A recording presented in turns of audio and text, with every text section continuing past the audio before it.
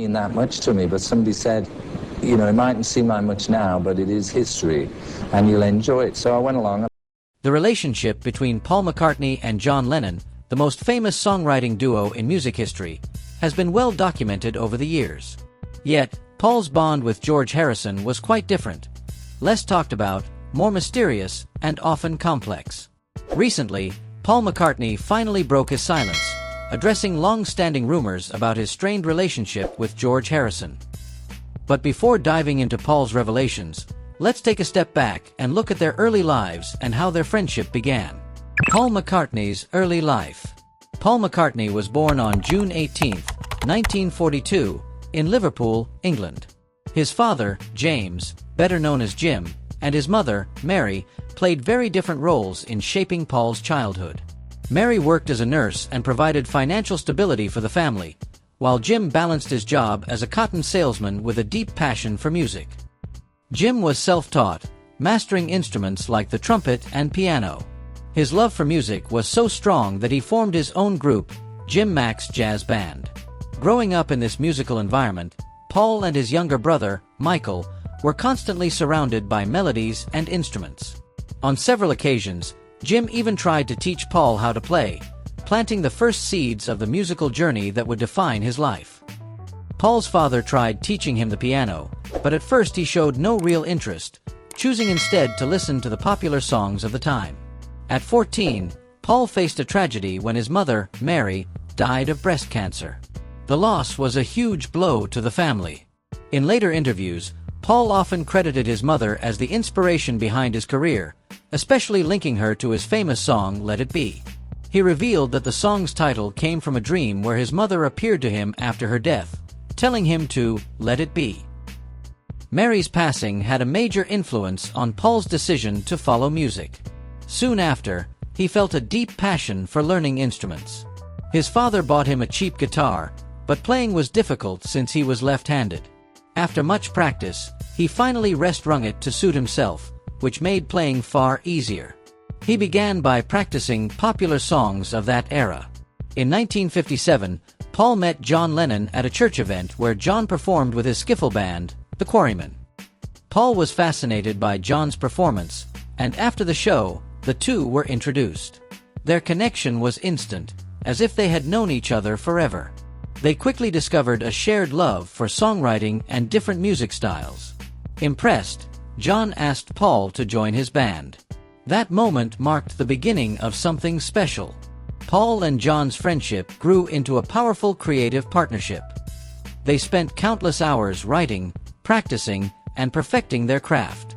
Inspired by icons like Elvis Presley and Buddy Holly, the songs they created together became the foundation of their rise to fame.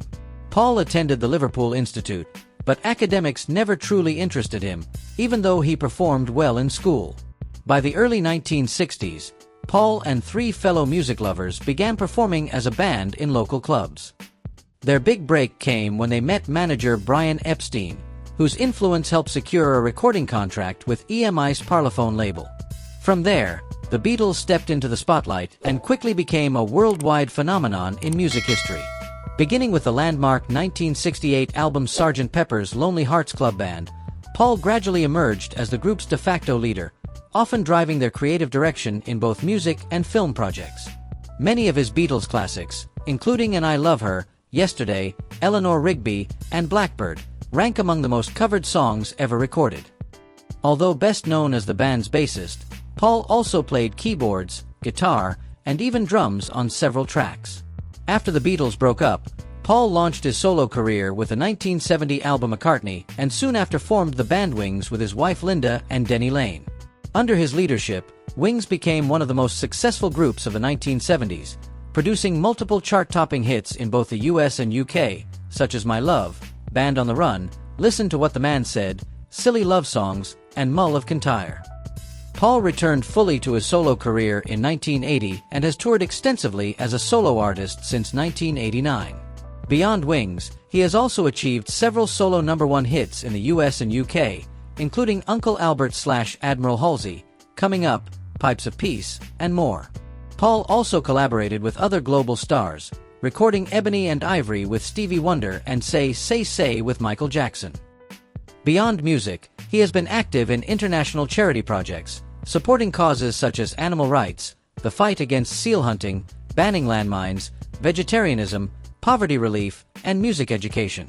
Over the course of his career, McCartney has written or co-written a record 32 songs that reached number 1 on the Billboard Hot 100. By 2009, his U.S. sales had surpassed 25.5 million RIAA-certified units. His long list of honors includes 2 inductions into the Rock and Roll Hall of Fame, first with the Beatles in 1988, and later as a solo artist in 1999. He has also received an Academy Award, a Primetime Emmy Award, 18 Grammy Awards, was appointed a member of the Order of the British Empire in 1965, and was knighted in 1997 for his services to music. As of 2024, he remains one of the wealthiest musicians in the world, with an estimated fortune of £1 billion. There is no doubt that Paul McCartney's early life and career were shaped by both personal loss and a deep passion for music. His friendships with John Lennon and George Harrison played a defining role, not only in his own journey but also in the success of the Beatles as a whole. Before exploring how George Harrison entered the story, let us first look at his early life and musical beginnings. The early life of George Harrison. George Harrison was born on February 25, 1943, at 12, Arnold Grove in Wavertree, Liverpool. He was the youngest child in his family. George Harrison was the youngest of 4 children born to Harold Hargreaves Harrison and Louise. His father, Harold, worked as a bus conductor and had once been a ship steward with the White Star Line. His mother, Louise, of Irish Catholic descent, was employed as a shop assistant. George grew up with one sister, also named Louise, and 2 brothers, Harold and Peter. Among his parents, it was his mother who most encouraged her children. Her greatest wish was simply for them to be happy, and she quickly noticed that nothing brought George more joy than music. Louise herself was an avid music lover, known for her powerful singing voice that could even rattle the windows of their home. While pregnant with George, she often tuned in to Radio India's weekly broadcasts. According to biographer Joshua Green, every Sunday she listened to the mystical sounds of sitars and tablas, believing the exotic tones might bring peace to her unborn child. George spent his early years at Arnold Grove before the family relocated to Upton Green, Speke, on January 1, 1950. In 1948, George enrolled at Dovedale Primary School, later passing the entrance exam to attend the Liverpool Institute High School for Boys from 1954 to 1959. Although the school offered music courses, George was frustrated by the lack of guitars and felt the institution only trained students to live in fear. His earliest musical inspirations included George Formby, Cab Calloway, Django Reinhardt, and Hoagy Carmichael. In early 1956, he had a life-changing moment while riding his bicycle. From a nearby house, he heard Elvis Presley's Heartbreak Hotel. The sound instantly captured his imagination and sparked the passion that would shape his musical journey. In his school days, George often sat at the back of the classroom sketching guitars in his notebooks, later recalling, "I was totally into guitars." He credited Slim Whitman as another early influence, saying that Whitman was the first person he ever saw with a guitar, whether in a magazine photo or on television. By his early teens, guitars were becoming increasingly popular. At 14, a friend offered to sell him one, and with his mother's support, he finally got his first guitar. One of his father's friends showed him how to play songs like Whispering, Sweet Sue, and Dina. Inspired by skiffle music, George formed a small group called the Rebels with his brother Peter and their friend Arthur Kelly. Although his father encouraged him to stay in school, George left at 16 and spent several months working as an apprentice electrician at Blackler's, a local department store.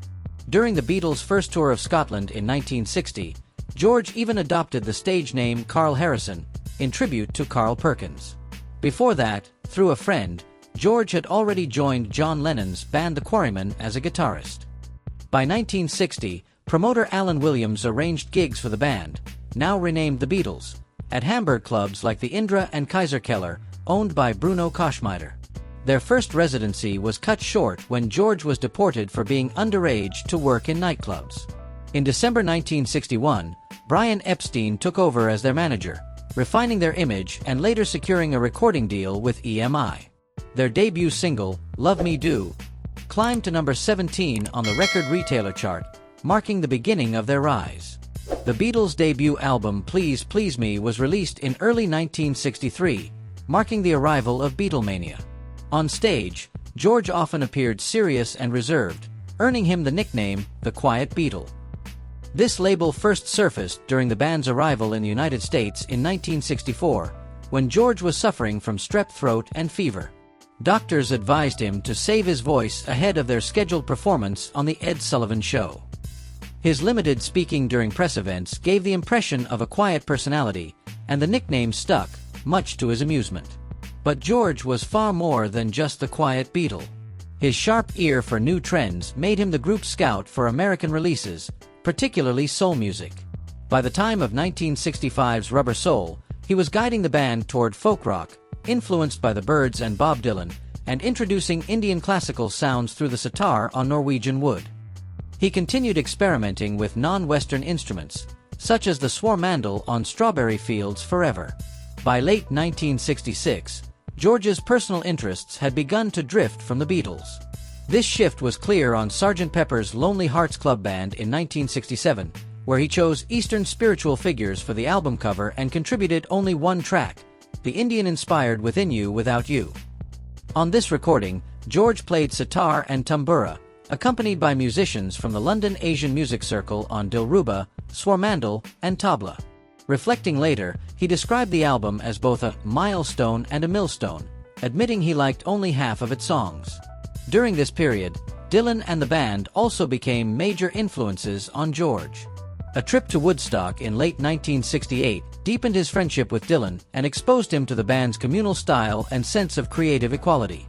Feeling increasingly dissatisfied, George temporarily quit the Beatles on January 10, 1969. However, he rejoined the group 12 days later and continued working on projects with them. Upon returning to the band, George began to assert more creative control, often rejecting suggestions to alter his music, particularly those from Paul McCartney. His growing output of songs meant that by the time the Beatles disbanded, he had built up a large reserve of unreleased material. George's final recording session with the group took place on January 4, 1970, when he, Paul, and Ringo Starr added overdubs to Let It Be for the soundtrack album of the same name. The friendship of Paul McCartney and George Harrison. Paul McCartney and George Harrison first met while riding the bus to school. Both had passed their 11+ exams a year apart, allowing them to attend the prestigious Liverpool Institute High School in the city centre. For George, however, his years there were miserable. He later recalled, "That's when the darkness came in. Be here, stand there, shut up, sit down. It was the worst time of my life." Although the school offered a music course, it did not include guitar or rock and roll, the very things George loved most. He spent much of his time sketching guitars in his notebooks instead of paying attention in class. Teachers saw him as disruptive and dismissed his potential, considering him fit only for factory work at best. Paul's experience was different. While not a standout academically, he managed to keep up with his studies and avoid serious trouble. Like George, he had little interest in the school's formal music lessons, seeing no connection between them and the music he truly cared about. Unlike George, however, Paul's discipline and steady approach helped him maintain a more favorable reputation with teachers. In school, there was little connection between the rock and roll the boys loved and the dusty sheet music taught in class. On the playground, the age gap between Paul and George created a practical and social barrier. Students usually kept to their own year groups, with only the occasional nod of recognition across classes. Outside school, however, the rules were more relaxed. Both boys took the same bus into the city, and this became the place where their paths truly crossed. As George later recalled, "He wore the same uniform and was going the same way as I was, so I started hanging out with him." He even joked that at first Paul seemed odd. He was sitting by himself and laughing. "I thought we had a real nut on our hands." Despite this initial impression, the two quickly bonded over music. At the time, Paul had been given a trumpet for his birthday but soon traded it for a guitar, which he instantly connected with. From then on, he and George began sharing tips, studying chord charts, and watching other musicians play more advanced sequences. On one occasion, They even crossed the city to track down a man who could teach them a single new chord. Even in those early days, Paul naturally took the lead, not just because he was older, but because of his stronger musical background and natural ability to pick up instruments. By 15, he was already confident enough to approach John Lennon as an equal, if not as a superior. When Lennon's band, the Quarrymen, needed a third guitarist, Paul immediately thought of George, though he was still only 14. Lennon was reluctant to let someone so young join, but Paul convinced him to give George a chance. The audition took place on the empty upper deck of a late-night bus, where George performed raunchy flawlessly. While he may not yet have matched Paul's creative spark, his dedication and countless hours of practice shone through. Lennon was impressed, and George was accepted into the band. His induction not only strengthened his bond with Paul but also deepened their friendship, turning it into a lasting partnership built around music. Brotherhood. On January 21, 1966, George Harrison married model Pattie Boyd, in what later became one of rock and roll's most iconic unions, as noted by Vogue. Despite the Beatles' immense fame at the time, only Paul McCartney attended the wedding from the band, serving as George's best man. In her 2008 memoir Wonderful Tonight, George Harrison, Eric Clapton, and Me, Boyd recalled how Paul sat between George's parents during the ceremony. At one point, during a lull, Paul even amused her younger half-brothers, David and Boo, keeping them entertained. The conflict between Paul and George. The release of Sgt. Pepper's Lonely Hearts Club Band in 1967 marked a turning point in the group's internal dynamics. Reports suggest the project was driven largely by Paul McCartney's vision, setting the stage for a shift in leadership. In the following years, Paul continued to take charge, spearheading ventures like Magical Mystery Tour.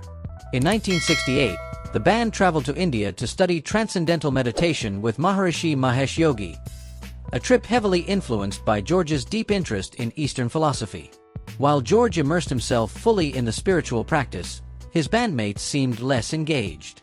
As the others discussed future albums and musical ideas, George repeatedly dismissed the conversations, insisting they were there to meditate, not plan their next record. By the following year, tensions rose further. When Paul called George to talk about the band leaving Apple Records, George reportedly grew frustrated, reflecting the widening rift between them over both creative control and the group's direction. George disagreed with Paul's push to leave Apple Records, insisting the band should remain with the label. This disagreement deepened the cracks in their friendship, made worse by George's ongoing frustration at the lack of recognition for his songwriting.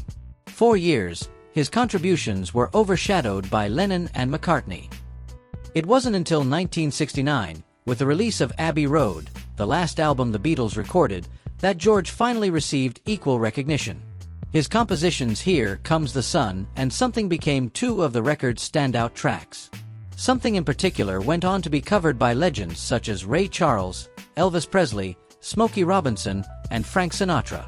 Lennon himself once remarked that it was the best song on the album.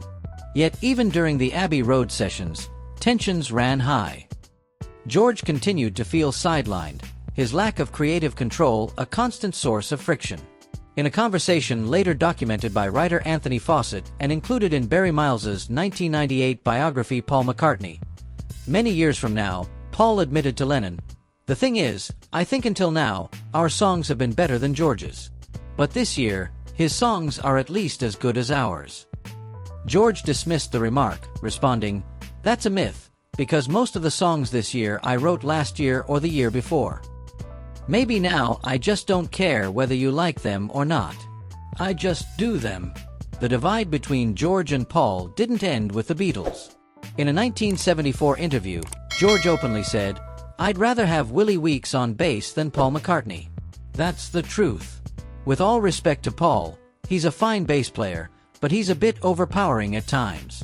I'd join a band with John Lennon any day, but I couldn't join a band with Paul.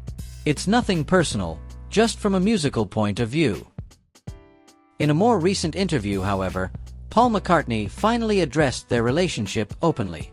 He admitted that, in hindsight, he had underestimated George, and with warmth recalled the moments they shared. "Hello, how are you? Hello, George, good to see you." For Paul, it was a recognition of the depth of their friendship, despite the creative conflicts that had once divided them. Although Paul McCartney and John Lennon were the dominant songwriters in the Beatles, George Harrison eventually proved his own strength as a composer in the band's later years. He was responsible for timeless tracks such as Here Comes the Sun, Something, and While My Guitar Gently Weeps. After the group disbanded, George went on to release several solo albums that achieved platinum status. In a more recent interview, Howard Stern asked McCartney whether he had underestimated Harrison's songwriting ability during their years together. Paul admitted that it was easy to do so, explaining, "It was easy to underestimate George because me and John, like you said, had always written most of the stuff and had most of the singles. George was a late bloomer in terms of writing. He wasn't that interested in the beginning, but then he started to get interested, and boy, did he bloom.